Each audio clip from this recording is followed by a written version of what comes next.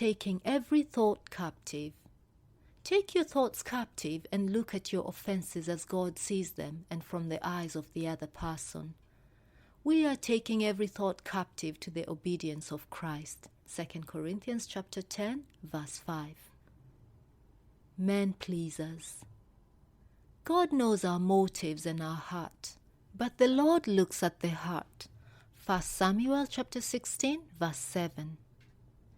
In the sincerity of your heart as to Christ, not by way of eye service as men pleasers, but as slaves of Christ, doing the will of God from the heart.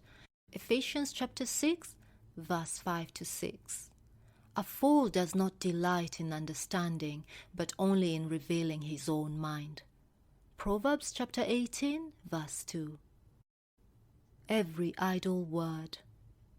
Every word you say must be carefully chosen. Prepare your every word. Every idle word that men shall speak, they shall give an account thereof in the day of judgment. Matthew chapter 12, verse 36. Begin by writing down what you are going to say. Then read out loud what you wrote, putting yourself in the other person's shoes and hearing it from his point of view. Does it sound accusing? Ask God to put the right words in your mouth. Many words. When there are many words, transgression is unavoidable. Proverbs chapter 10, verse 19. A babbling fool will be thrown down. Proverbs chapter 10, verse 10.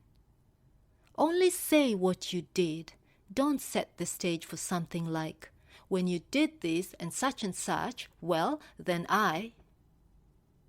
He uttered no threats. Agree with thine adversary quickly, while thou art in the way with him. Matthew chapter 5, verse 25, King James Version. If the other person starts to lash out at you, do not open your mouth except to agree. And while being reviled, he did not revile in return. While suffering, he uttered no threats. 1 Peter chapter 2, verse 23. I am no longer worthy. The prodigal son prepared his words after his decision to return home and spoke them humbly. I will get up and go to my father and will say to him, Father, I have sinned against heaven and in your sight. I am no longer worthy to be called your son. Make me one of your hired men. Luke chapter 15, verse 18 to 19. God will raise up those who are bowed down. Sweet to the soul. Make your words sweet and kind. Sweetness of speech adds persuasiveness. Proverbs chapter 16, verse 21. Pleasant words are a honeycomb, sweet to the soul and healing to the bones. Proverbs chapter 16, verse 24. Practice these things.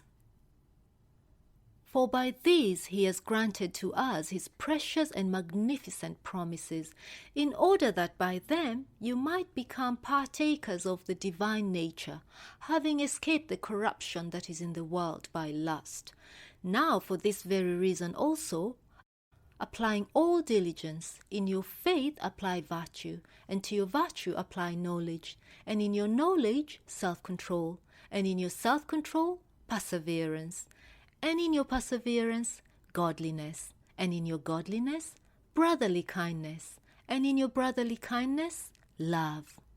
For if these qualities are yours and are increasing, they render you neither useless nor unfruitful. For he who lacks these qualities is blind or short-sighted, having forgotten his purification from his former sins. For as long as you practice these things, you will never stumble. 2 Peter chapter 1, verse 4 to 10. Apply all diligence. He who diligently seeks God seeks favor. Proverbs chapter 11, verse 27. Be diligent to present yourself approved to God as a workman who does not need to be ashamed, handling accurately the word of truth. 2 Timothy chapter 2, verse 15. I, therefore, the prisoner of the Lord, entreat you to walk in a manner worthy of the calling with which you have been called, with all humility and gentleness, with patience, showing forbearance to one another in love, being diligent to preserve the unity of the Spirit in the bond of peace. Ephesians chapter 4, verse 1 to 3.